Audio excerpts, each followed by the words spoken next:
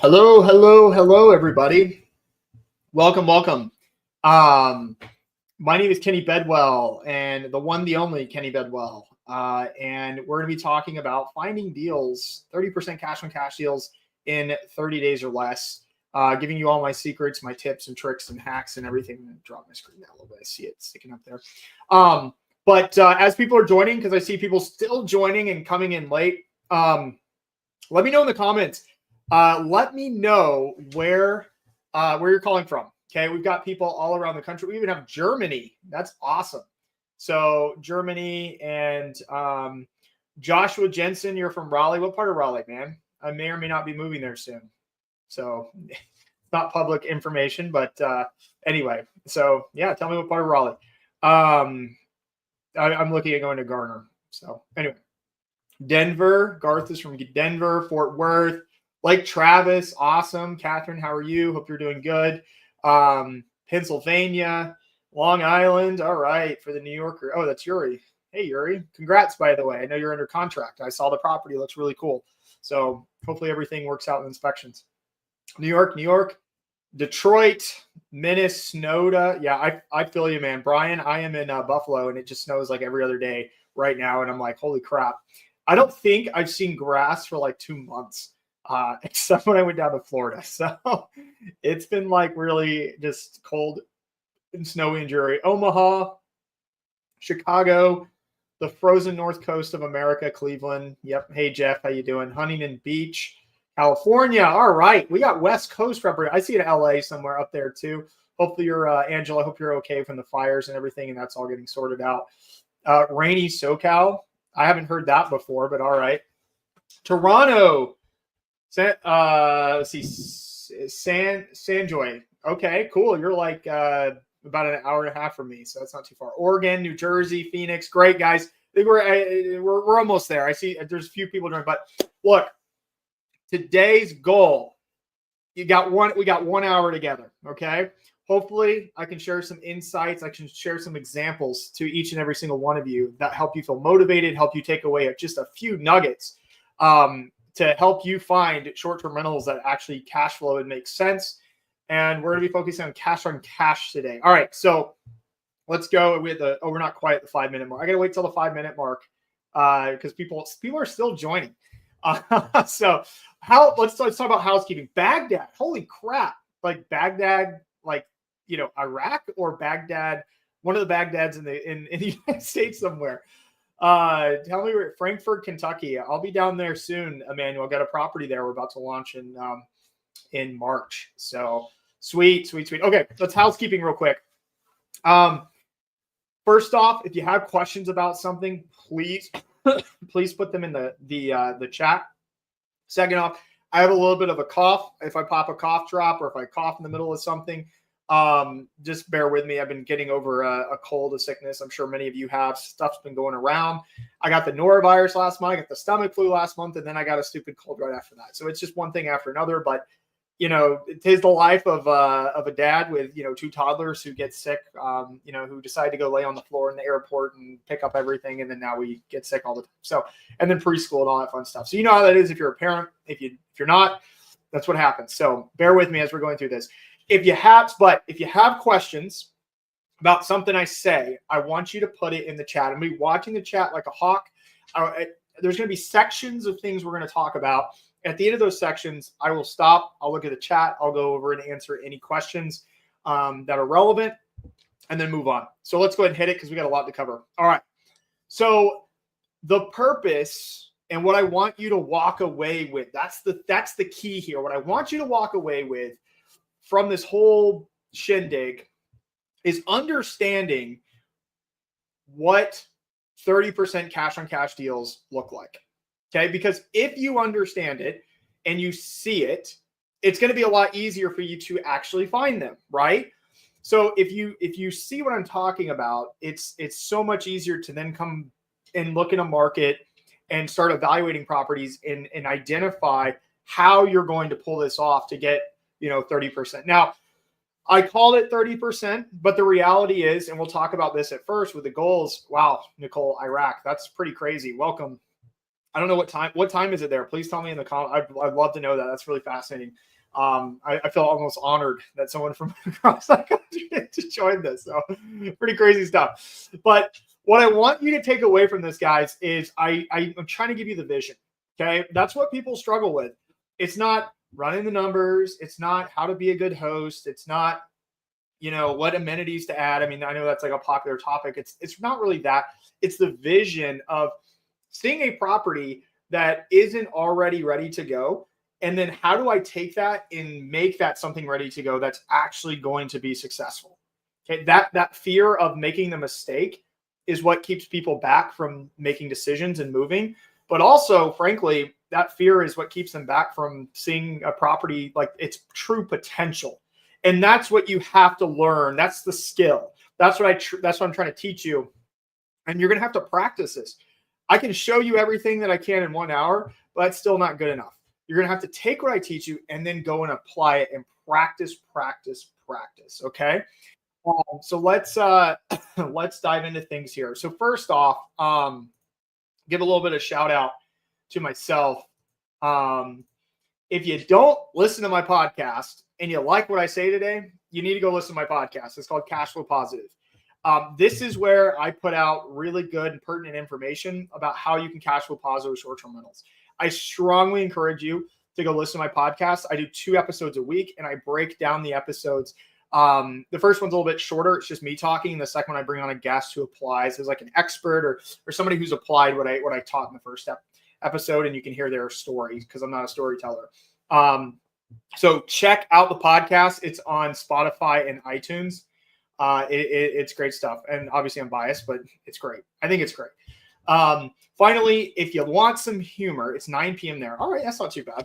If you want some humor, check out my Instagram. Okay. I get really short clips. They're educational, but they're also kind of funny too. So enjoy those. Cool. Finally, I have been loading a ton of stuff on YouTube. So I wouldn't say a ton, but I try to do a video every 2 weeks. We're actually uploading another one today that I'm going to encourage you guys to go and watch because it's kind of the tie-in to the end of my presentation today. And it's a little bit of homework. I'm going to give you guys some homework. I hope that's okay. Because I think if you have some action items like a list, I'm a list follower. Anybody else a list follower? Okay. Do this, do this, do this. I mean, that's pretty simple, right? So that's what I'm hoping to give you. And then I'm giving you some homework. And it's going to be to watch a YouTube video and take it and apply it to your situation. So check out the YouTube channel. It's at STR Insights. We have some really cool videos that I've shared recently in the past too. You can check out that are super helpful. So go do that. All right, let's dive into it.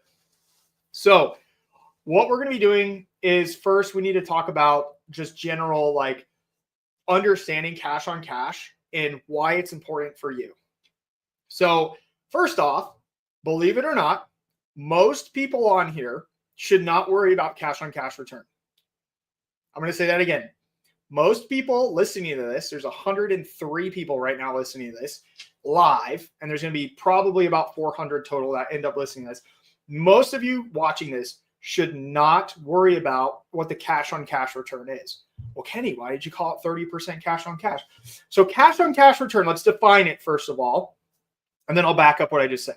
So cash on cash return is just how quickly you get your money back from a deal, right? So if I go and buy a property that's $500,000 and I invest, let's say I invest $100,000 into that property, that's pretty good. Now, when I say invest 100K, what I mean is as investors, down payment, closing costs, any renovations or updates, furnishings, and amenities. Those 5 things make up every single investment for every STR we do, right?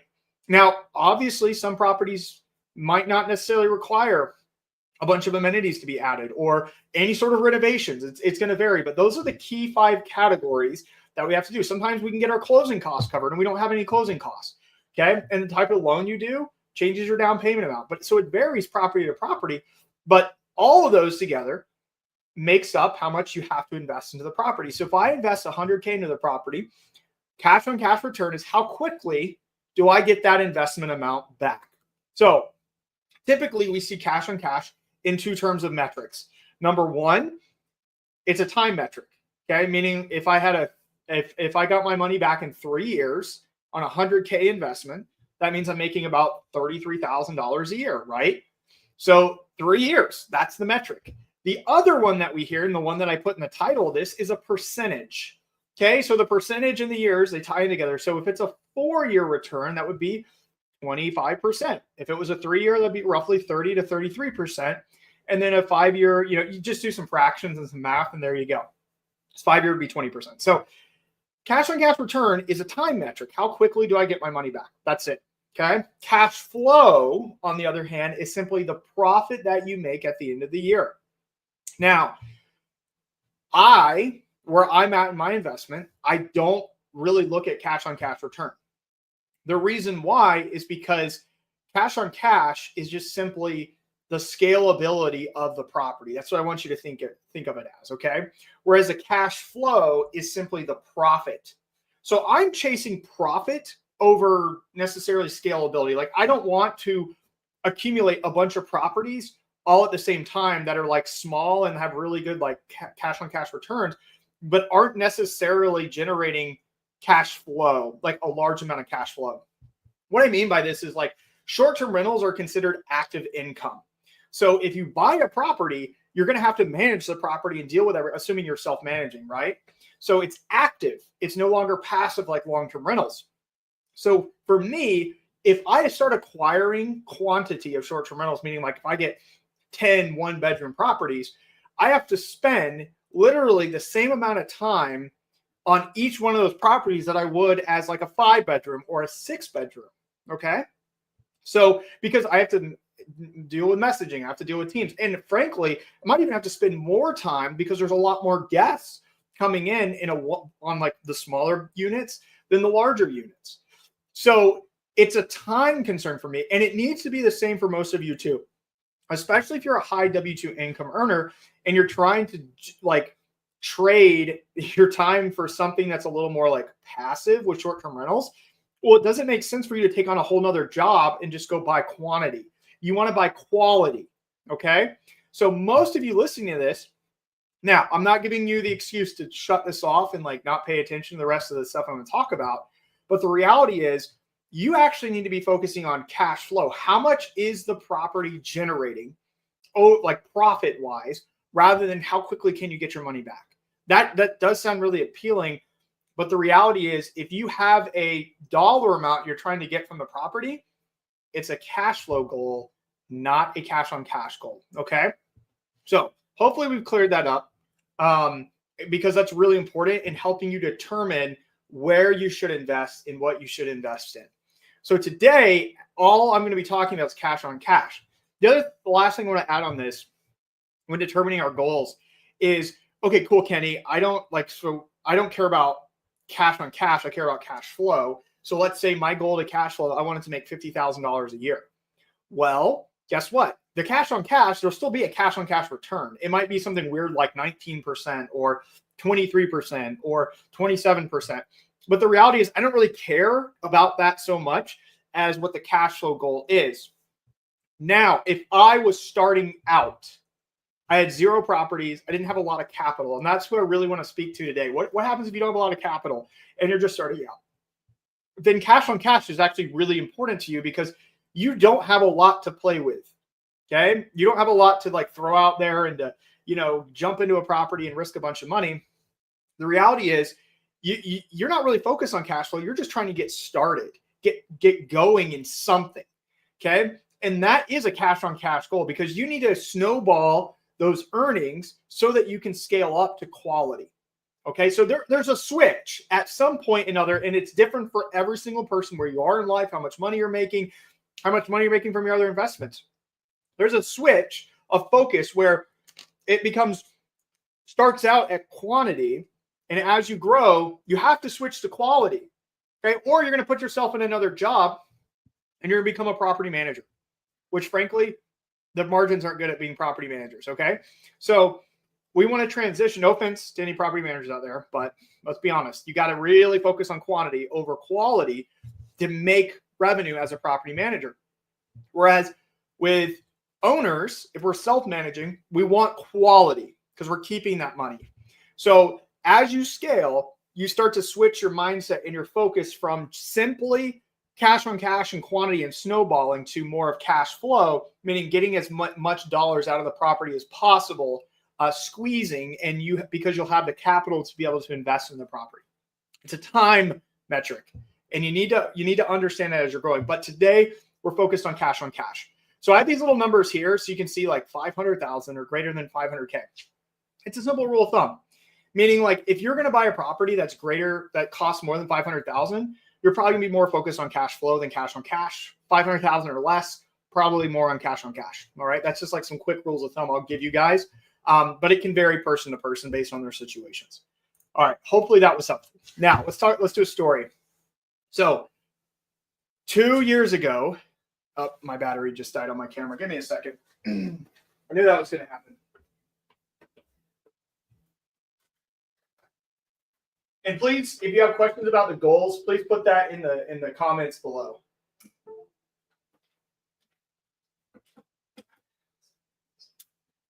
Okay.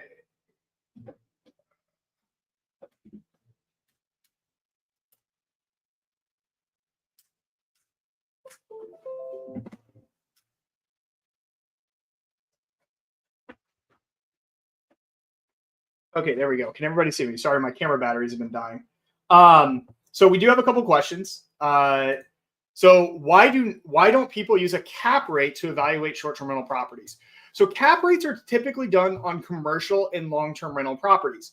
So cap rates don't reflect cap rates are more geared towards passive investments, not active investments. Remember, Rob, we're dealing with guests and we're having to set up the property and dealing with teams, so it's more active.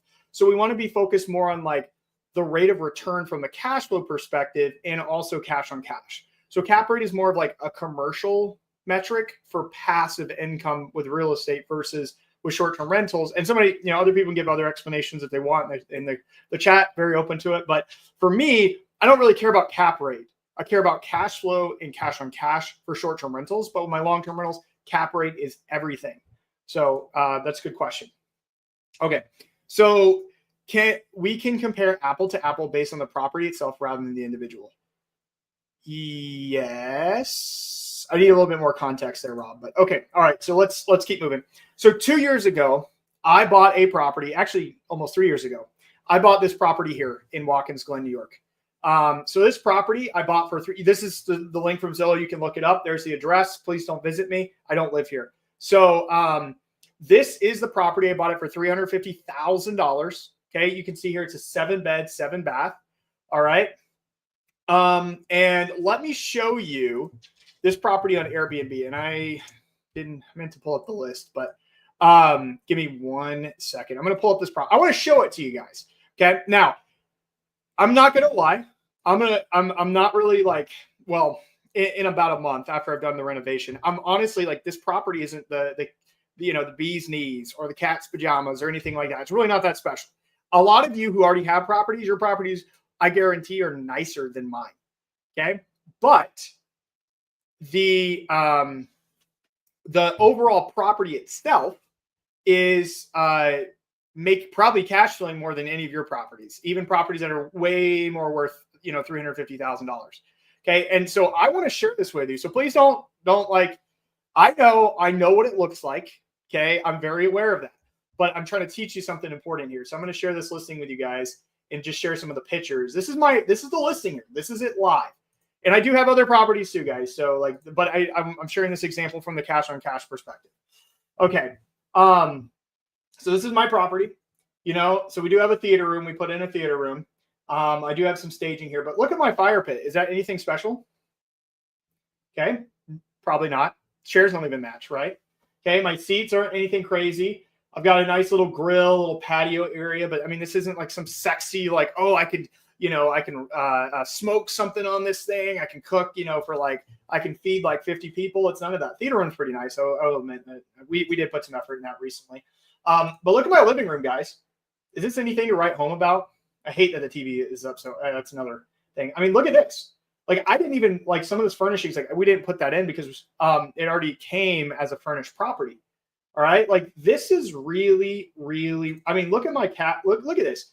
We're in the process of renovating. The kitchen has just got its own overhaul and everything, but this is 2 years or 3 years later. This is when I got it, and then this is what we launched it as. This is the listing as is. You can book it today. Okay. This isn't anything special. And in fact, this is like, you could say like, Kenny, you probably need to update your property. I already know that. I mean, look, there's carpet on the floor. Okay. Like this isn't a special, look at this game room. All right. So like, I'm a little bit embarrassed to like show off this property, you guys. So like I said, please don't make fun of me, like respect that. But here's the crazy thing. Let me show you this. Okay. This is pulled from Airbnb. You guys, let me, if I can do this, see if it'll let me. There we go. Okay. So you guys see this number down here at the bottom? What's that say? $123,937.68 that I made last year, Jan 1st to December 31st on that one property on Airbnb. And I do about 80% of my business on Airbnb. So this doesn't include, I made $30,000 on VRBO on that property too. So I made over $150,000, go back here, on a $350,000 purchase. Now that's gross, so it doesn't include my cleaning fees and my taxes and my mortgage and all that stuff. But my cash flow was literally like $70,000. Okay, so holy crap, how the heck is that possible? And are those deals still out there today? That's a lot more than 30% cash on cash return. I only put, I swear up and down, I'm telling you this, I only put $105,000 into that property before this massive renovation I just did to it. So meaning like my down payment, my closing costs, any renovations or updates, and my amenities and furnishings. That is it. Okay. And it looks like that. That's the product. Now, I'm not encouraging you guys to go and do the exact same thing. This isn't a 2021. I have a 7% interest rate on this property. Okay. I bought this at the peak in 2022. So it's not like it's, oh, the prices are different today. They're not. Okay. Interest rates are relatively the same. So there isn't a whole lot different besides just market. Okay. So let's first, what we need to do, and this is what I want to do with you guys, is show you properties like this and then say, let's look at why they're doing what they're doing. Because obviously they're not that special, right? Like that property really isn't like the bee's knees, like I said earlier. It really isn't. Okay. So why the heck is it doing so well? And we need to figure that out. So let's dive in that together, because there's always going to be certain things and they're never going to all necessarily be the exact same. And that's important. Meaning like every market will be different for the properties that are performing the best, where you can get these types of returns in. Okay. And so, like I said earlier, the goal here is for you to see different examples and different attributes so you can connect the dots. So in the markets that you're particularly interested in, you'll be able to figure it out. That's the goal. Okay. So let's take a look at my property. So why is my property doing really, really well? Number one, and this is probably the biggest one, regulation. So in my market, the regulation, the city, the timing that I got into the market and what was going on in the city, they put a cap on the number of short-term rentals. So what does that mean? So that means my competition is now limited. Okay, so I have a 5-bedroom. There are only 3 other 5-bedrooms in that market. That is it. Now there's some like outside and like further away areas, but I'm in, and this is the point number C here. The third point is location. I'm in the best location. Okay, like the town. I'm not on the lake, which I wish I was. So I'm like tier 2 in the town though, which is like walking distance to the state park. There's a NASCAR stadium there. There's a lake there. There's wineries, like all this cool stuff in that area. My location is like grade A for that entire region. Okay. So, but the regulation says, hey, we're not allowing any more STRs in this area. So my competition is locked in at a set number. Okay. And if they drop off, then it just shrinks even more.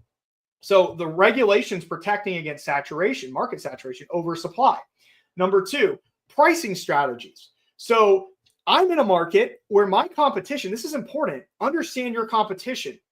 I hate going into markets where it's super competitive. I think it's honestly a waste of time. I am naturally lazy. I don't want to be getting on my Airbnb listing every single day, playing around with my prices and like trying to market on Facebook, because that's a waste of money, and trying to like do stupid dances on TikTok. I will do that all day for STR Insights, but not for my properties. Okay. And so because if I can not have to do that, I won't do it. I don't want another job.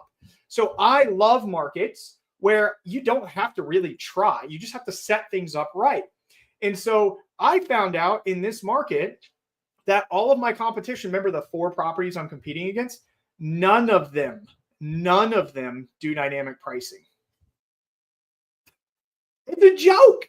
The closest one to me is doing $60,000 in revenue because they set their weekdays to $550 at night and their weekends to $750 at night, regardless of the seasonality.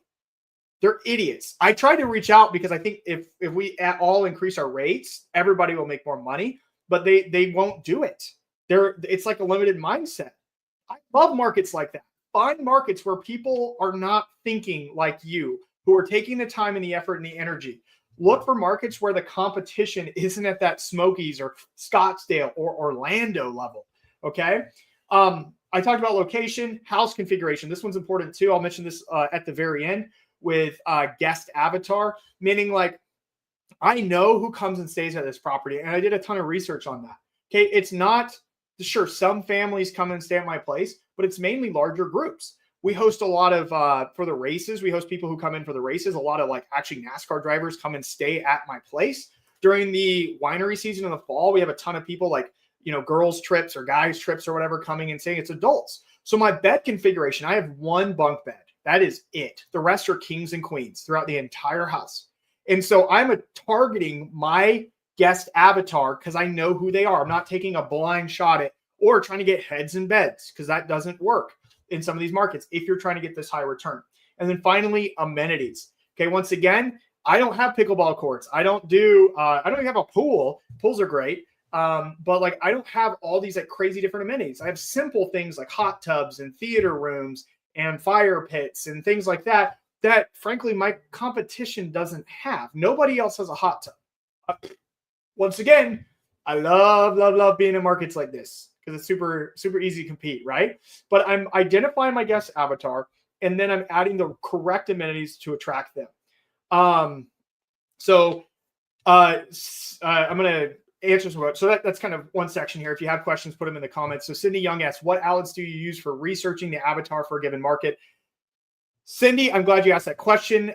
We are currently uploading. It should be by the time this is over. I just uploaded a whole video on how to do this. It's pretty crazy. I use ChatGPT. I show you the data. It's free. Watch the video. It's on the YouTube channel at STR Insights. And it will help you understand how to figure out your guest avatar and which amenities you need to add to your property. Brian said, what dynamic pricing software do I use? I prefer Price Labs. That's my go-to. Okay.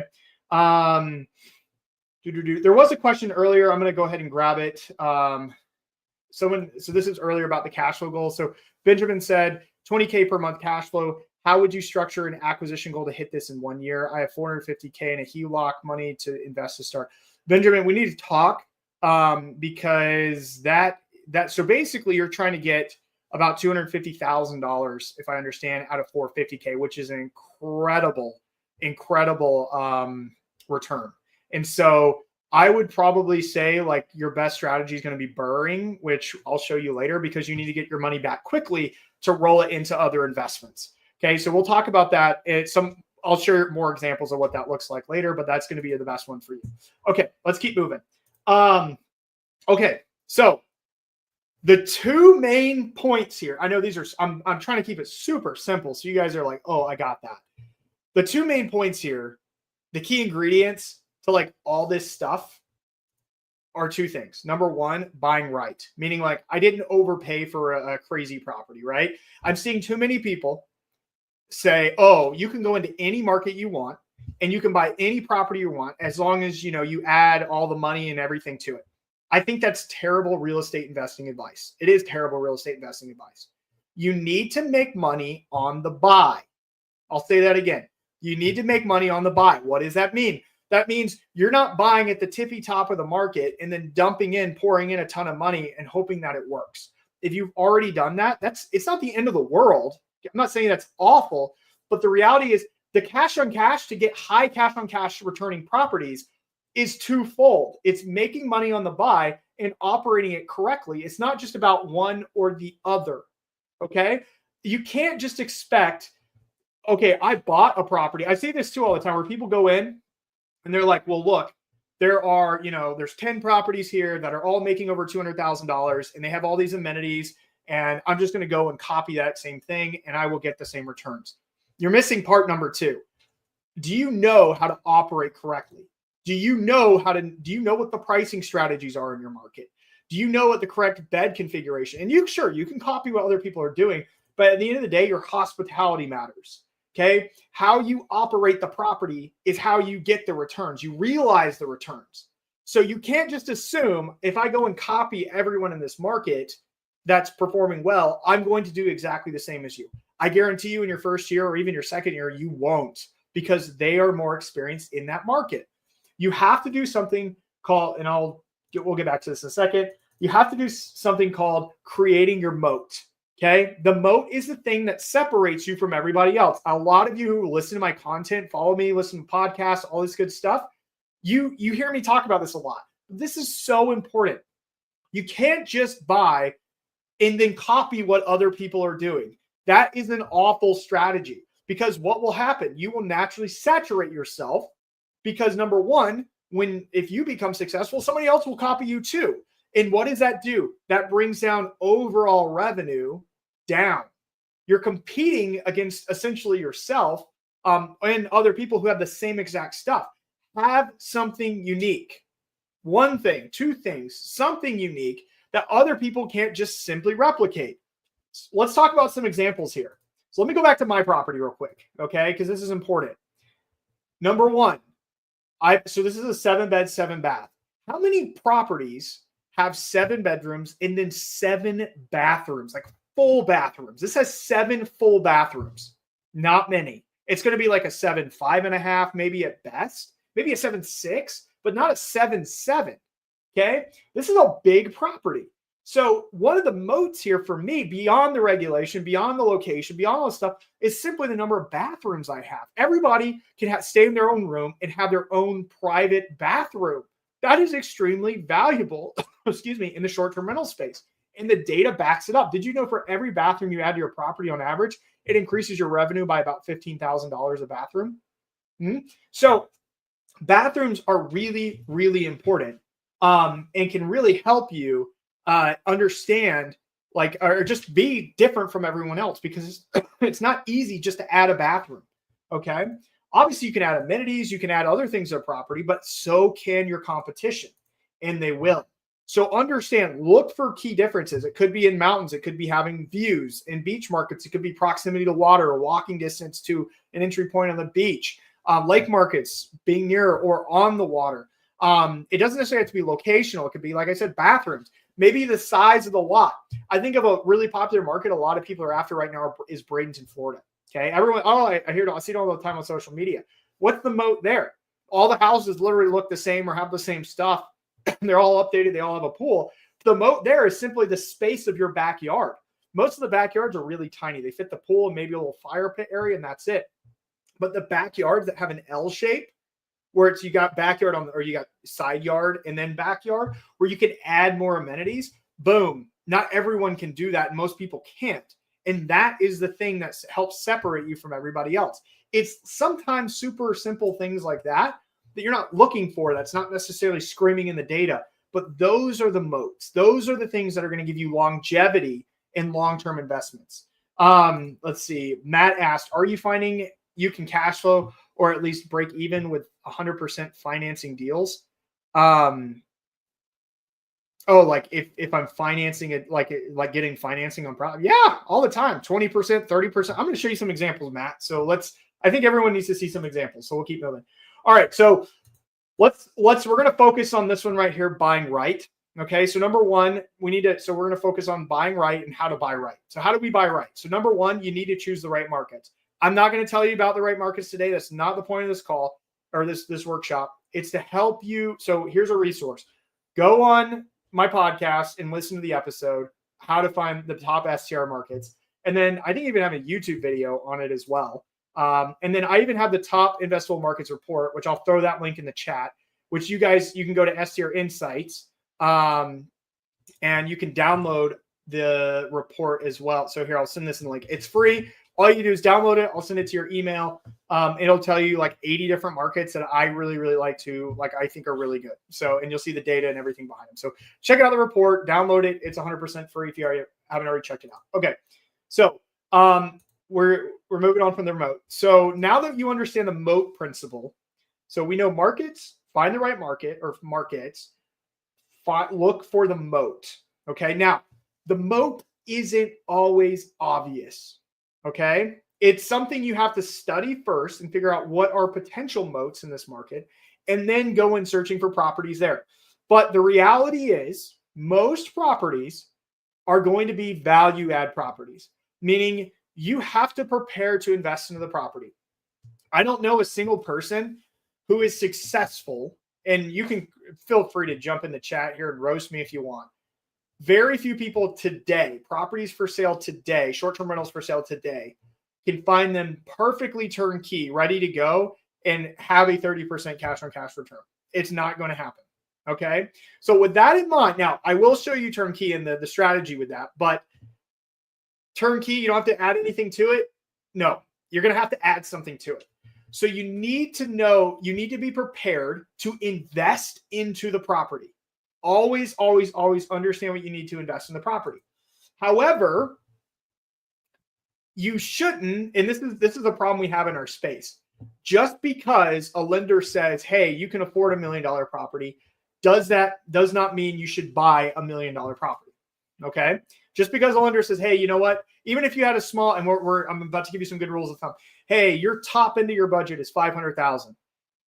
Don't go buy a $500,000 property because you probably don't have the cash to invest into the property, which is what you really need to be successful. So there's two things our budget is limited by: bankability, which is what you get pre-approved for by the lender if you're financing a deal, and then affordability, meaning, remember the 5 things I talked about earlier: down payment, closing costs, renovations, furnishings, amenities. That's your affordability. You need cash to be able to invest into it. So, which I just talked about the 5 things. So here is my rule of thumb. I want you to write this down or burn it into your memory. The 20% rule. Now, there's a lot of 20% rules out there. This is Kenny's 20% rule with investing in short-term rentals. 20%, get ready for this, 20% of your purchase price should go into these 3 things right here. So let's take a look at an example. If I bought a $500,000 home, I should be budgeting about $100,000 for any sort of renovations or updates, design and decor, and amenities. We have to be like, if you want to be successful today, this is a professional and maturing industry. You have to invest in design and decor. You have to invest in amenities, and you have to have a property that looks and is nice. Okay. You can try to design it yourself, and that's fine. Some of you are designers and you're really good at it.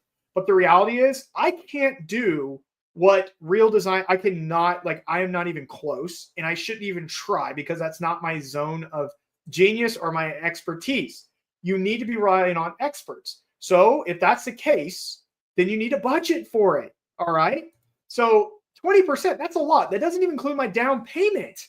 So if I'm doing 10% down on a $500,000 home, that's $50,000 plus about $10K in closing costs. So I'm at $60K there, but Kenny's saying I need $100,000. It's conservative 20% rule, but $100,000, that's $150,000 to $160,000 on a $500,000 purchase price property. Do you have that? Probably not. If you're trying to go for 500,000. So like, change your mindset away from what's the maximum amount that I can afford to what can I do? What can I afford based on the capital I have on hand? I'm telling you, even if you went with a $300,000 home, which is probably where you're going to be at if you had 100,000, and you put in, or less, $300,000 home that's like a 2-bedroom, if you take that and you have that wiggle room to invest in the property, it will be a 1%er. I want you to be a 1%er, meaning top 1%, not top 10%, not top 25% of the market, but top 1% of the market. If you're a top 1%er, I'm telling you guys, your marketing, you don't have to do a dang thing because your property cranks bookings, and you just got to go in there and adjust prices every now and then, and be a good host. Guys, I don't even put up a stupid direct booking site. Okay. I just send people back through. I know that sounds crazy and blasphemous, but I make all my money from Airbnb and VRBO, and I'm fine with that because it works for me, because I don't have to put effort into all these other things. Now, I'm not saying you have to go and do that and be like Kenny and only use Airbnb and VRBO, but I don't want more work. Okay. That's not why I did this. So understand, be prepared to invest in the property. Okay. Now, here's the real dilemma. What if you're limited by capital? What do you do? Okay. Actually, 1 second. I think I skipped something. Seller credits, drop price. Okay. Yeah, I'm going to go to this slide instead because it's pretty much the same thing, but it has another strategy on it. This is the example, and this is where the returns are at. Okay. So what if you're limited by capital? What is going to work? So, there are 3 strategies that I have found that give the best cash on cash returns. Okay. Today. And this is important. So let's go through some live examples of properties that we have found for clients. And by the way, if you don't know what I do, I help people find high returning properties. So if you're interested in that, we can talk about that later. But right now I'm going to show you how I do it. So we're going to look at some examples. So there's 3 strategies that I use to find high cash on cash returning properties. Number 1, turnkey. Number 2, seller credits. And number 3, burring. Okay. Burr. It's winter time. I'll tell you what that means in a second. All right. Let's talk about turnkey. And I always put it in parentheses, turnkey. So the fallacy is that there is no such thing as a perfectly turnkey property that will give you a high cash on cash return. Okay. There are properties that are, look good and already furnished and are probably making decent money. But the reality is you should expect to improve upon that property. Remember, you have to invest into the property. But the nice part about some turnkey properties is that you don't have to invest as much, right? Especially if the furnishings and the quality are already there. All right. So now here's the thing. This is what I look for. Turnkey properties. People are selling turnkey short-term rental property. That's what I mean. Turnkey meaning they're already furnished. They're already listed on Airbnb. They're ready. They're just taking it and they're selling it as is. Okay. Now, people are already looking for, there's tons of turnkey properties for sale all across the country. But here's the problem. They're all overpriced. Most of them are overpriced. Okay. So what do you do? So when I say overpriced, here's the thing. I see this all the time. Sellers want to sell based on the income the property is generating. You do not want to buy based on the income the property is generating to the purchase price. Meaning, I will see sellers sell a property for $1 million because the property is generating $120,000 in income. But the property isn't worth that. The really nice part about short-term rentals is it's yet to be considered an official asset class in real estate investing by big banks. I used to work for Citibank. That's how I know that. Okay, meaning like you can't go get a loan from these big banks on a short-term rental property as a short-term rental property that generates income. They won't do that. Okay, you got to go to a broker or another type of lender who will do something called a debt service coverage ratio loan, which is called a DSCR, and it's a commercial loan where they might look at short-term rental income, but they have some restrictions and things. But the reality is they're not going to give you a loan. None of these banks are going to give you a loan simply based off revenue. They're going to give you a loan based off the appraised value of the property. Even the ones who can look at revenue of a property and loan and help that approve, but they all look at the appraised value of the property, meaning the property still has to appraise for the asking amount. Okay, so I'm seeing a lot of sellers hoping that their property will appraise for, say, $1 million, but the reality is it might only be worth $600,000. Okay, but in a lot of vacation rental markets, we've seen prices really appreciate. Okay. However, in some of the vacation markets, prices have appreciated, but not that much. And they're still held back by the appraisal amount. So what I'm getting at here in the strategy to find these like turnkey ones that can work is looking in markets where the appraised value or the overall, like the median listing price of homes is actually relatively low. So for example, this house was in the Poconos. So the Poconos, for any of you who know the Poconos, right outside New York City, really competitive market, lots of short-term rentals, but also is near Philadelphia, New York, New Jersey, and then other like some, Pittsburgh. Buffalo, Rochester, all these Albany, New York. So like all these areas can feed into the Poconos, and they do. There's millions of people a year that go to the Poconos, but the house values are really, really low. Okay. And sure, there are properties there that might be $1 million, but you're not seeing the same appreciation that you saw in like a Destin, Florida, or, you know, any beach market, or even some of the mountain markets like the Smokies, or even Asheville, North Carolina, where it's like, boom, all the properties jumped up $200,000, $300,000, $400,000 over the span of a year or two, right? Here, it's like, oh, it went from 500 to like 580. That's it, you know, maybe 600. Okay. And it doesn't mean it's bad, but the appraised value, the value of the properties is significantly lower overall. Okay. So the properties are generating a lot of revenue, but they can't sell based on revenue. They can only sell based on the appraised value. So what we're seeing here is, this is a good example. So this was a turnkey property. It has already furnished, already running Airbnb, and it was listed for $520. And it was currently generating about $100,000, which is pretty good on a $520 purchase price. Okay. So our client, we went in and said, look, it's already furnished. It's already ready to go, with the caveat that you still need to invest into the property. Okay. And that's what we had to make very clear. What are you going to do to invest into the property? So he was like, okay, it needed like a hot tub and like a barrel sauna. Great. We're going to add those in, update a few of the furnishings. And it really wasn't that much that needed to be added to make this to do even better. Okay. So his financing, he did 10% down plus $13K in closing costs. Now this property, it appraised for 520. So what, or that's, well, actually, so there's a little bit of a story to it, but long story short, like we didn't offer 520. We offered a little bit more, didn't appraise for that, brought it down to 520. But the reality is they can't price it based simply on the revenue, even though the revenue is really high. These are good markets to check out for this like revenue balance. Okay. I like the Northeast, especially Ohio, Midwest. So like the Midwest is a good one, like Michigan, Ohio, some parts of Wisconsin. Just watch out for regulations. Pennsylvania is a really good one. Kentucky is another good one, where like the revenue could be high, but the purchase price value is like not just shooting through the roof. And there really isn't, because it's got to be praised on the residential value. So thank you, Brian. Comps matter. That's 100% correct when you're doing financing. Leverage that as a buyer. Okay. So we got this property. So you can see you can see the numbers here. So at the end of the day, the cash on cash return was 34.3% because he wasn't putting that much capital into the deal to make it work.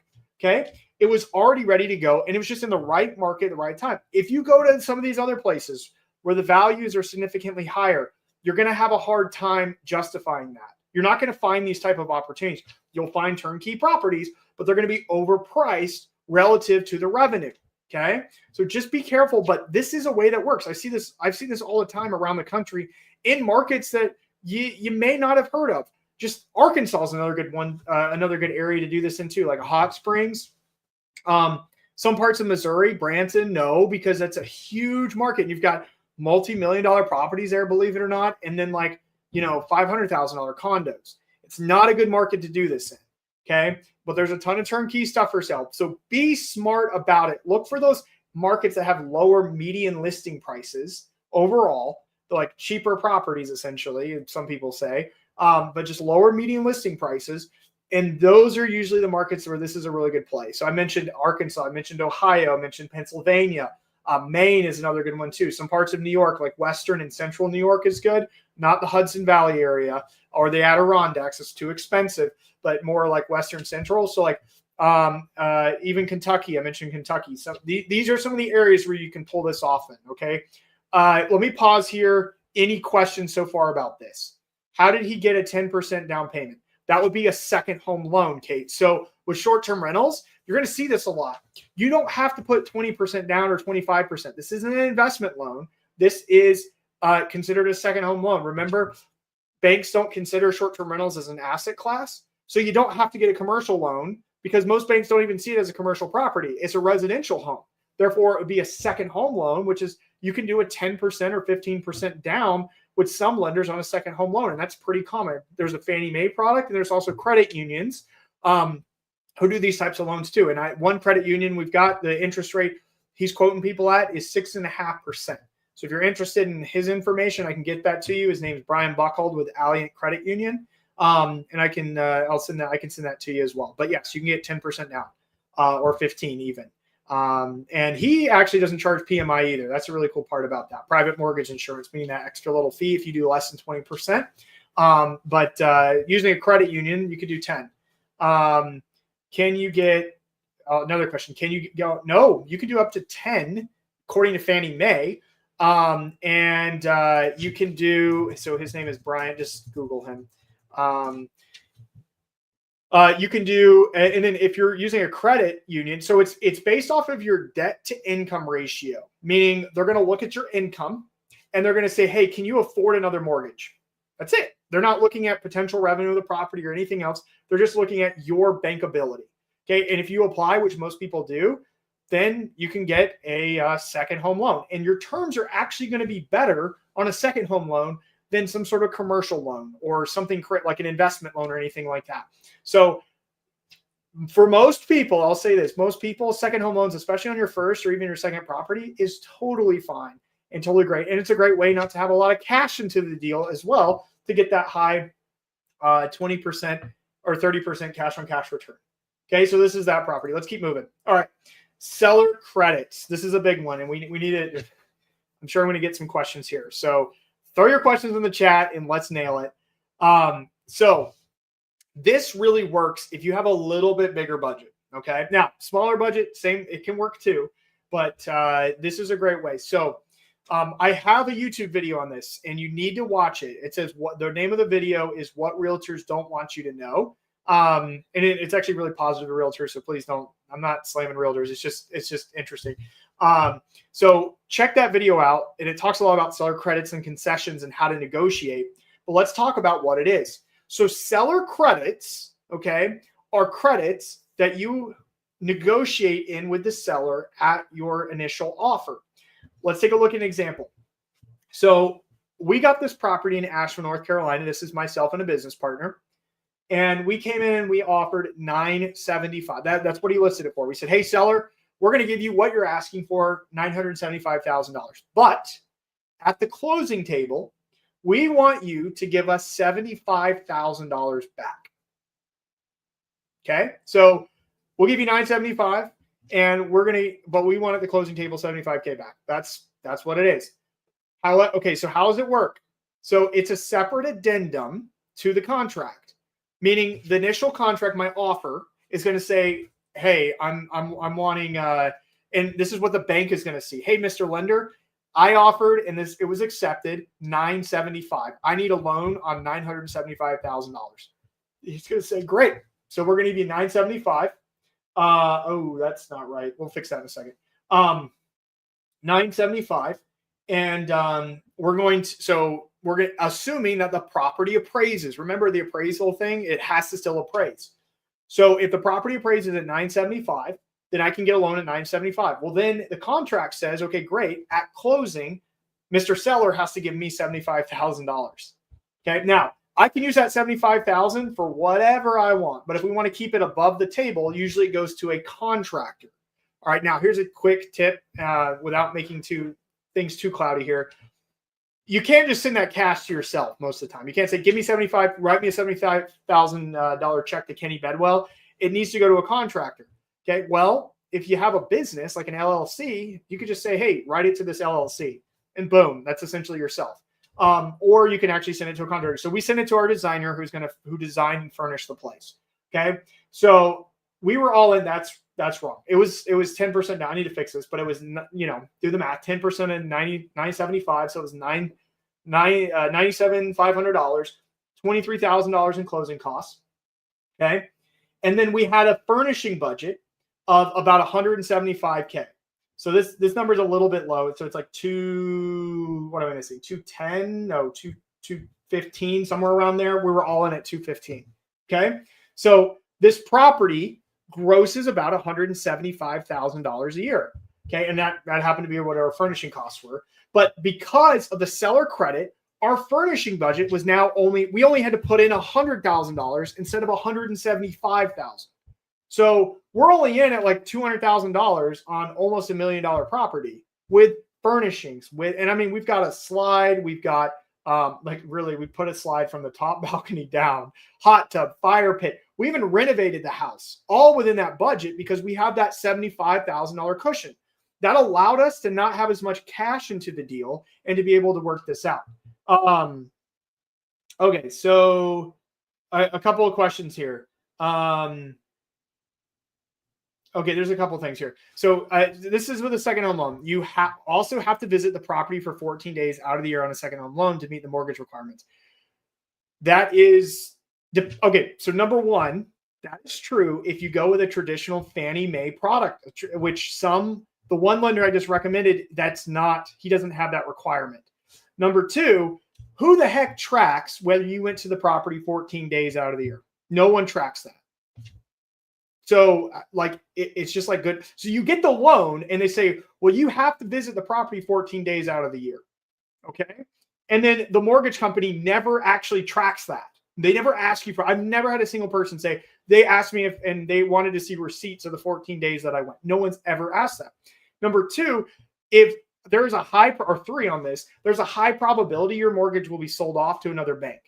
At that point, like any of the rules and things you've agreed to, it just changes hands. And once again, they're not going to know that. So it really muddies it out. So like, this is technically a rule for traditional Fannie Mae, but I've never seen it ever tracked or asked about ever from any person. So I really wouldn't worry about that. But you could go visit the property for 14 days if you wanted to. David said, need income to qualify for that or else get pushed to DSCR. That, okay. Are you limited to the number of days you can rent out a property using a second home mortgage? No, you're not. I made the mistake initially assuming the second home loan had rules to follow. Not entirely accurate. The bank has rules you agree to. The IRS does not care if it's a second home loan. Thank you, Brian. You said it a lot better than I could. So technically there is no limit on the number of days nor the 14-day rule. The bank cares that you agree to it and make the payments. 100%. Love that, Brian. Why would your seller agree to provide a credit? It sounds like the same purchasing. So that's a great question, Rob. So this property was on the market for about 100 days. So we could either say, hey, seller, give us we're going to buy this for $900,000, or we want a $75,000 credit, assuming that it appraises. So the seller said, yeah, I'll just give you the credit to make the deal work. Okay. Usually if you're going to offer something, or like put an offer on something, it's especially asking for credits. You probably need to be in a spot where you can negotiate and have that negotiating power as the buyer. The good news is we're actually in a buyer's market right now, guys. 90% of the deals that we help clients, and I put 104 people in properties last year, 104 deals last year. 90% of those had some sort of seller credit or concession. It's just where we're at, and it's only getting better. Now, not every property is like that, especially competitive ones like this one. This one was not. We got $0 in seller credit token. We couldn't do that. We actually had to offer over asking to get that one because it was so competitive. It was so obvious that it was a good opportunity. This one was sitting for a while. As a blank slate, it's not that sexy. We had to work with, we cut down an insane amount of trees, not an insane amount, but we could, I don't seem like I just hacked trees down, but we cut down some trees to get views of the for this property. So, because it didn't have views, full-time views. We cut down the trees and now it has really, really good views. It's a really cool spot. It was just in a good location. It was too much of a blank slate for most people to see the opportunity. Needed the rehab piece, needed the design, the decor, the amenities. And now it's a really cool property with amazing views. And so when you're dealing with sellers, you can offer the credit. Sometimes you have to explain. Sometimes realtors don't even know what seller credits are. And you have to explain what it is, but we get credits all the time. Now, lower the purchase price. You're not going to get a $75,000 credit on a $500,000 home. That's because remember, it still has to appraise. You might get 25. You might get maybe up to 50,000. But it's a great way to not have a lot of cash out of pocket on a deal for that investment piece. If you don't have, remember earlier the 20% rule, you don't have $150,000 to put in a $500K house, then what you got to make up the difference somewhere. And seller credits are a great way to do that. The other one that we hear a lot about is seller concessions, which is what the bank does know about. And the seller concessions, it covers your closing costs, but you are limited to the number of seller or the percentage of seller credits you can get. And it's a use it or lose it case, meaning that it can only go towards your closing costs.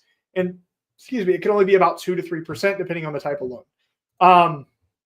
Are there second home loans, e.g. 10% down, available for non-confirming jumbo loans? Yes, there are. You really need to talk to Brian Buckold. So Brian Buckold's got jumbo loans. He's got non-jumbo loans as well. So, and he's got really good terms for his jumbo loans. They're actually his best. So you need to speak with him with Alliant Credit Union. I should just put his email in here. I should have just had him on this now at this point. I used to be a mortgage loan officer. I confirm everything Kenny is saying about second home loans is correct. Thank you, Chris. I appreciate that. That's good. I mean, I'm just in it every day, guys. So like, I'm not a loan officer or anything. I just working with a client. This is their situation. This is what happens. So, but I appreciate that, Chris. There is, so I don't want to jump in the whole, like concessions versus credits thing, but credits is the separate addendum item that you work out with the seller at your offer. Okay.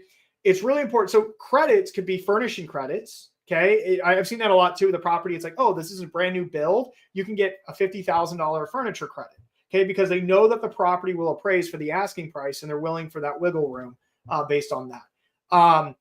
Most sellers, after they understand what credits are, it's literally the same as just saying, hey, this is $975. I'm going to get the property at $900 and we're all good.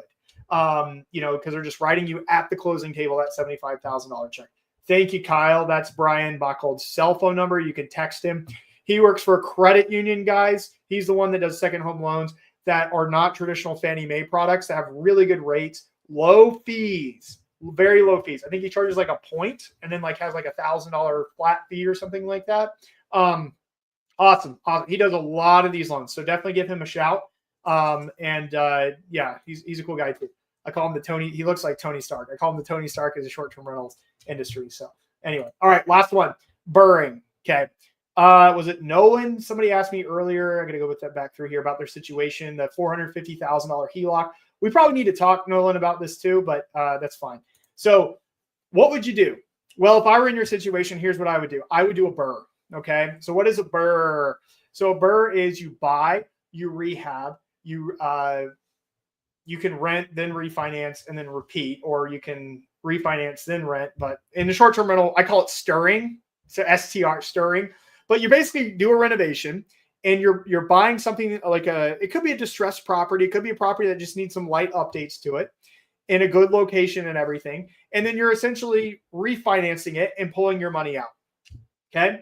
This is also a great way to have what we call an infinite return, meaning that if you can dump your money in and then get your money out within a year or less, and then it just cash flow, it's called an infinite return because you've already gotten all your money back from that investment and it's just generating more and more money. And that's where that's where the BRRRRing is extremely attractive.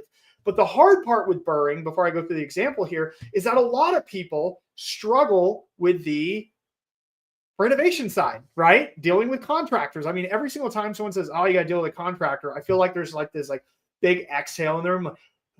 Because we all had some sort of horror story from contractors coming in and just like not doing what they're supposed to doing, or like we overpaid them and they didn't do the work they're supposed to do, or just taking too long, or it's too expensive, or like all this crap. It's a headache, right? But let me ask you this. If there was a world where you had a contractor who gave you a good price and did their good work and did it on time, those three magical things that everybody cares about, if there was a world where that actually existed, what would keep you from doing a BRRRR? Maybe just understanding, like remembering what the R stand for. But no, I mean, really, it's just maybe finding the property. But the reality is there's a lot of them out there. And this one, this chick from Boston bought, we found this one near, it's called Mad River Resort in Vermont. So she got it for $310. The ARV on it was $450, meaning after repair value. So the property wasn't updated. Okay. So she found this one. It's not updated. And we asked the realtor, hey, what are other 2 bedrooms in this area that are maybe updated? What are they valued at? They're about $450. Okay, great. So what she did was we can call them ST. Someone said, can we do a STR loans value add? Yes. They're called renovation loans. Excuse me. And so it's 20% down. And the bank said, we will give you, I don't want to go into too many details here with like the complications of it, but we will cover 80% of the renovation costs. So she's all in. She did 20% down on the property, bought the property first, okay, at $62,000. She paid $8,000 in closing costs. And then the bank said, we're going to cover 80% of the reno value of the property as long as it goes well below, your ARV is at 450. Okay, so I think it only needed like $50,000, something like that. So the bank gave her $50,000 for the renovation. She put an extra $15,000 in for furnishings. Remember, nursing student or a nurse, not a nursing student, nurse, not a lot of money. She's designing herself, doing everything herself, getting scrappy with it. Okay. And the bank gave her $50,000 to update the property plus an extra $15K. Boom. She's got an amazing short-term rental property that nets her about $20K a year. And she's able to refinance and pull some of the money out to reinvest. That's why her cash on cash return is over 50%. So these BRRRRs are a great way to have, number one, not a lot of money into the deal, but then number two, get your money back quickly and scale. Get to the next one and the next one and the next one. The kicker, though, is as we try to do this, it just takes some time, right? We got to hire contractors and we got to deal with this work. But in today's day and age, there are companies out there who do this specifically for short-term rentals. There's STR Cribs with Matt Lumpkin. I'm going to put that in the chat here. Okay. No, it's Mark. Oops. Sorry, Mark. Not Matt. And then there's Revity Refined. Revity Refined with Brendy. And I forgot her last name. Sorry, Brendy. I work with both of them on multiple projects. And they come in and they do everything. They will do the contracting. They will do the like the updates and the renovations. They have their own teams. They bring in their own teams in, or they find them local and they manage the project for me. So I don't have to manage it. I hate managing construction projects. It sucks, or renovation projects. And then they'll even do the design in the core and they'll set everything up for me. Okay. It's like an all-in-one kind of, there's two companies right there. And I know there's other ones out there too. Haven't used them, so I can't recommend them. But I have used Brendy and Mark, and I know they do good stuff. So there's services out there that can manage the stuff for you. Or if you have the guts and you want to save the money, go and do it yourself. And this is a great way to start from nothing. Okay. And this is how you get these type of cash on cash returns. You go into these markets, you go number one into the right markets, you find the properties that have a moat. So you can't see it here because it's snow, but she actually has a little private pond here, which is cool that people can fish in the summertime. And that's her moat. Okay. And then you find these properties that you can renovate and update and, that you can force appreciation. You're making money on the buy, you're buying right. And then you're going in and someone's pretty much the bank is financing the rest of the deal for you. I love BRRRRs. And I think more and more people should do them, especially on their first one, because it's also less risk. You have less money into the deal, but also you can get your money out. And if you bought wrong, meaning like the property is just not going to make any money as a short-term rental, you can sell it and it's appreciated and you haven't really lost anything. It's a safety net. Okay. As you scale and grow, you want to take a little bit more risk, but you don't have to do BRRRRs all the time. But get the experience, especially on the first or second one. It's a great strategy, low risk. And it's just the dealing with the contractor piece and the time. That's the two big, which if you have a lower budget, trading time for dollars is key here. When you have a higher budget, you don't want to spend time on some of this stuff. And it does make more sense to go after like credits or more of your turnkey properties. Okay. So just understand where you're at and what strategy fits in based on like what you have. Because there's always ways to pull it off, guys. I help people find $2 million deals. I help people find $310,000 deals. The lowest one I've helped someone was $150,000, which is crazy. So, I mean, we can do this at all different purchase prices. Doesn't matter. It's just the strategy might change a little bit. Okay. Any questions on that? Oh, and these are some properties that we found for people. So anyway. Last thing I want to talk about is, and we'll wrap up here because I do have to go. Last thing I want to talk about is the key strategies to crushing operations. So we talked about buying right and how to buy right. I gave you 3 specific strategies that you can apply right away and what to look for. Okay. The last one is we need to operate right. So there's like, what is it, 6 things on the operation side to be successful. Number one, and this is the most important one. All these other things are really cool and helpful and great. But number one, if you screw up your pricing or you don't know how to do your pricing, it will hurt.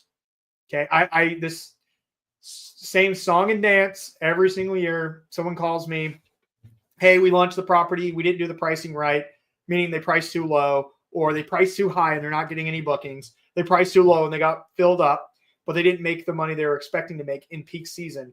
And it sucks. There's not a whole lot you can do. When you price too high, you can always drop your prices. But if you're finding out too late that you dropped your prices, that's the sucky part. So pricing and working with a revenue manager might be key, especially when getting started. But this is a skill. If you master pricing, you'll make a lot of money in this industry because a lot of people are really bad at pricing and reacting. They're more reactive to pricing instead of proactive, meaning like when I'm not making any money today, I tend to go in and check my prices. Whereas like if I'm making money well into the, I'm looking proactively months in advance to make sure I'm priced appropriately, especially as I'm getting closer. Yes, you can do 30% cash on cash stirs in beach markets. Absolutely. I've seen people doing it with condos. Definitely works. Guest avatar. It's cool that you could buy the right property, but if you don't amenitize it correctly based on the right guest avatar, it's not going to do well. Okay. So you got to have the right amenities, the right bed configuration and other things in the property, but understand who your guest avatar is to crush the operational side. Photos. Okay, can't say this enough. Most of you get really bad photos. Most of you know not to get phone photos. Hopefully you know that by now. Like on your here's iPhone shots. Don't be cheap. Bring in, if you can, the best photographer possible and stage your property. Please stage it. It's not a property for sale on Zillow. It's a property you have to sell the experience to on Airbnb or VRBO. Hospitality. Got to be good at being hospitable. If you suck at it, if you don't understand how to be hospitable, you're not going to get the money. You're going to get bad reviews and you're going to get taken off Airbnb. I've seen that happen to somebody. Amenities. Having the right amenities, we just talked about that a little bit, is important. And then finally, local teams and resources. If you want to make this turnkey, you can do this across the country, no problem. It's all about your local team and boots on the ground. So this is absolutely important. And making sure you have the right teams is huge in order to be successful in operations. Okay. Any questions about that? Let me know. I'm going to wrap up here, guys, and I'll take questions as they come in. Feel free to ask me any questions at all if you want about the presentation or markets or whatever as we're kind of concluding here. But if you need help finding a deal, here's what I want you to do. I'm actually going to send you guys my email because there's not like 300 people on here. Thank goodness. That would be, I'm going to send you guys my email. Okay. And I want you to email me if you have any questions about deal finding or whatever, and we can have a call. We can email back and forth. It's probably better. If we need to have a call, I'll let you know. Or you can actually schedule a call by scanning this QR code or just reach out to me on Instagram or something too. Whatever works for you guys. But please, please, please reach out to me about this stuff. Okay. There's a lot of misconceptions out there. There's a lot of rainbows and unicorns pumped in this industry. And we need to understand it's not just about throwing a ton of money into a property in a saturated market and hoping it works. We need to be real estate investors first. What does that mean? That means buying right, okay, not buying at the peak of the market, okay? And then it also means we need to invest into the property, but not overspend at the same time. And being in the right markets will help you do that. Okay, so make sure that you do that. So Rob asks, I get this one every single time. What's your cost to help me find a deal? Rob, with seller credits, I can help you find deals for free. So, and I can show you how to do that. Okay, because we're contractors, and remember, you can pay contractors out of the loan of the property. So feel free, let's reach out. Let's talk about how I can help you find deals for free. We also have a free website, guys, you can check out. STR Insights got a facelift, by the way. If you haven't checked out our website yet, you can see all our services, our data and tools and things like that. But you can also go to our free site. You can get some data for free now. We also have properties for sale as well. So you can go through here and take a look at some of the properties. You can actually see what we think the returns are. It's more of like a gross ROI, not a cash on cash, but that's still pretty. 17% is really good. Where's this one? Bradenton. Oh wow, Bradenton. Okay, there you go. This looks like a short-term rental right now. Or no, that's a comp. Never mind. That's a comp. But yeah, check out these properties, guys. Like, check out the site. It's 100% free. strsforsale.com, or it's an STR Insights, and you can check it out here and see the and get deals sent to you as well as they pop up. What else? Oh, so I'll just kind of wrap up here on this our property finder program. If you do want to work with me or interested in working with me, guys, it all starts. It's free consults. Let's see if we're a good fit together. If you're seriously looking for a good deal, reach out, schedule a call, let's chat. It's 100% free. And then we actually will walk you through how to find what we look for, what markets are going to make sense for you. And then go all the way to how to identify, like, we're going to identify deals for you and send them to you on a weekly basis and have calls with you weekly and help you walk through the deal. We'll also provide you with the resources, the boots on the ground, the local teams and stuff to help you be successful in this. So yeah, Brian. So if you schedule a call, Brian, sorry.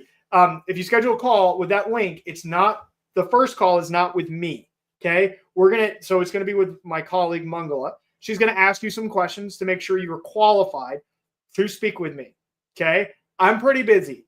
I love speaking and helping people, but I can only help people who are like ready to go now. Think of it like as a doctor. You go to a doctor's office. Do you talk to the doctor right away? No, you talk to the front desk person and the nurse, and they make sure you're ready to talk to the doctor. So she'll talk to you and make sure you're qualified to have a conversation with me. And whether you use my services or not, I really don't care. I just want to make sure you're ready to go. People come to me and work with me when they're ready to buy. Okay. So that's where I really like to help people. It's like, if you're looking today in the next month, let's chat. Okay. And I'm happy to do a call. So, Sydney said, what did you say about helping with local teams? I've got resources everywhere, guys. So I will help people find the teams, the resources in markets where we help them find deals. I mean, they're really, like, we are in markets all over the country. Like I said earlier, I don't know if I said this. We found 104 properties last year for our clients, 104 all across the country, not just in like 3 cities. It was all over the place. And so we have access to this.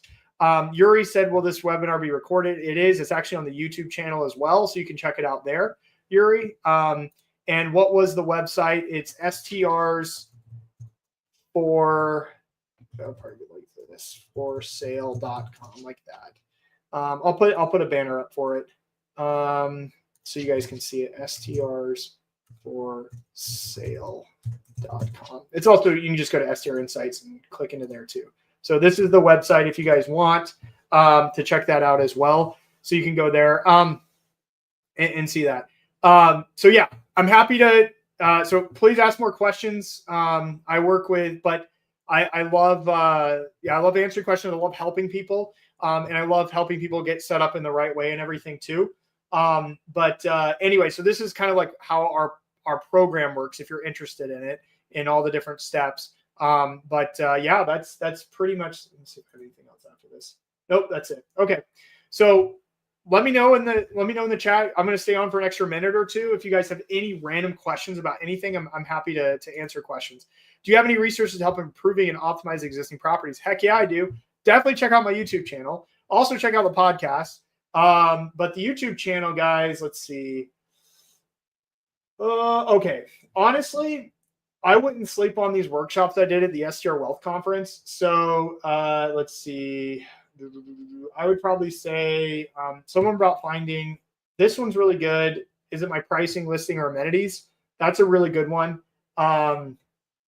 Amenities that maximize revenue. Watch this one for sure. The guest avatar is good. I just released one about guest avatar.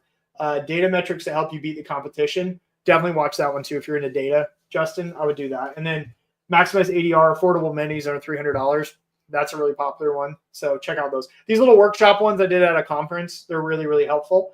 And then I have some other videos. I primarily focus on finding, though, in most of those. But there is a video that's coming out. Let me see if I refresh this. Has he loaded it yet? No, not yet. There's another video that's going to come out today about the guest avatar, and you should watch that. And that's actually everybody's homework. So, in Watkins Glen, how did you find out that they're not using dynamic pricing? So in Price Labs, you can go into Price Labs and in the competitive calendar, you can see what their pricing is.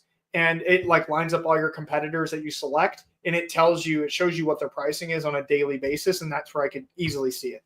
How do your services differ from John Bianchi's? Our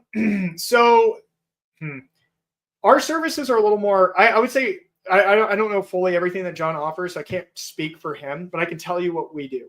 So number one, you're working one-on-one with an investor who actually buys and owns, like you're working with myself and then one other consultant who owns short-term rentals as well. So one of the problems I have with like, in terms of like just going into any other like just like big popular markets, not that that's wrong or anything, is that who's going to run the operational side? And so one thing that we focus on at STR Insights is the support after you acquire the property. So we actually have a graduate community, and I'll show you, this is what it looks like, that you get access to as well, where we teach you and help you focus on like how to be successful in these markets too. So we give you free trainings. We also do group calls, and you get access to this for a full year. So if you join anything with us, you're actually getting access for a full year to our programs, not just, hey, we're going to help you find a property, and then that's the end of the journey. Because we're also operators. Okay. I think that's really important. I invest in short-term rentals actively today. Okay. I don't know about I know that they're working for a tech fund and they're buying, but they're having the best property managers, the best people design and everything there too. And that's great. But are they the ones who are actually operating those properties? Probably not. And so there's a little bit different perspective on what can be successful, especially from the long term. So with us, you're working with people who've been doing this for many, many years, not just in the last 3 to 5 years in short-term rentals or just investing in real estate in general. So our strategies are a little bit different. Where we invest is probably going to be a little bit different. We work with a lot of people on their budgets and things like that. Like I said, we do BRRRRs. We focus on things where you can actually make money on the buy, not just buy at the peak market and dump a ton of money into properties. So there's a few different aspects to it. But I believe, but it's definitely something that, I think that we offer the additional support on the back end is the huge value add as well. So good question. Okay. Thank you, Cindy. Thanks, Liz. I appreciate that. Are those trainings and service and meetings available to people who have purchased? They're only available for people who are in our graduate community, people who've gone through our program of finding, and then we're supporting them on the back end. I try to be accessible. Like if I help you find something, I want you to win. I want you to realize the returns you want. And so that you can come back and give me a testimonial so I can use your property in another presentation a year from now. So I mean, there's obviously some selfishness to it, but I do want to make sure you are successful. And so I allow people to remain accessible, and I try to be friends with my clients too, because we talk. So it's just good to so that you feel like you're getting you're not just left alone to figure it out, because I want to get you the best resources possible. Okay. Yes, Jesse, to clarify, you also help. Yes, we do help with BRRRR. Yeah, we actually have 3 clients right now who are doing BRRRRs, and then we have clients doing all kinds of stuff. But we have 3 that we just recently did. They're doing BRRRRs. The lowest amount, so 50,000 is hard, but 75. If you got 75K or more, let's talk.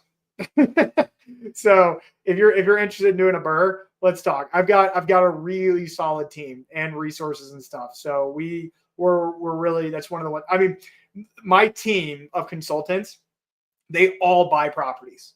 So, and a lot of them do flips and BRRRRs, and the stuff I talk about, it's literally what we do. Okay. So like ourselves. And then we just help clients who are at some maybe smaller purchase price budgets do that, as well. But we're really, really skilled at it and have, different calculators and resources and contractors and stuff. So I'm doing one, I'm actually going through one right now. It's a $1.5 million deal in New Orleans. And it's a BRRRR. So it's a big project. And, we're going, it's going to take probably about 6 to 8 months to do it. And I've done small ones, I've done big ones, but also my team has done a lot. And the ladies I work with are very experienced in it. So if that's something you're serious about, let's have a conversation. So for sure. Yeah. And then do I help foreign national investor? So yes. So you don't live in the US? Absolutely. In fact, I had last year, I helped 3 Canadians, a couple from Spain. They were really sweet. Someone from Germany. Who else? Who else was foreign? And someone from like Brazil, which was kind of cool too. But they all bought in the United States, and they had to deal with some some of the legal stuff going on. So we're familiar with that, and we can help them. We only search for properties in the United States, though. So if you're looking for outside the country, I'm not your best resource there. So maybe John or whoever else, anybody else who helps in those other areas might be able to help with those foreign or outside the United States. So yeah, cool. All right. Any other questions? I've got 4 minutes here. If anybody has any other things, I think I see people dropping off. So anyway, guys, I hope you found this helpful. I hope that this was something that was valuable to you guys. Yes, will the replay be available to watch? It's actually streaming right now live on YouTube. You can also watch it via StreamYard as well. You should be able to, if you click the link that you click to register with, it'll take you straight to the replay once I end the stream here. So YouTube or via StreamYard, whatever your heart desires. And then your homework, guys, I keep forgetting to mention it. There is a YouTube video that's going to be, I wish we had it. I was hoping we get it launched during this call, but I procrastinated, so too bad. But it will be on my YouTube channel, and it's about adding the right amenities. And I want you to watch it because it talks about not amenities, actually. It talks about the guest avatar, which is really, really important to knowing how to be successful with a property. So whether you have one or you're looking to buy one, this is how you determine who your guest avatar is to know what you should add to a particular property. So check out that YouTube video as it's going to be live today. Anyway, I think that's it. I don't see any more questions. I hope you guys enjoyed this, and I'll see you on the next one, or hopefully chat with you guys soon too, if those who are interested in finding some properties. Thanks, everybody. Have a great day.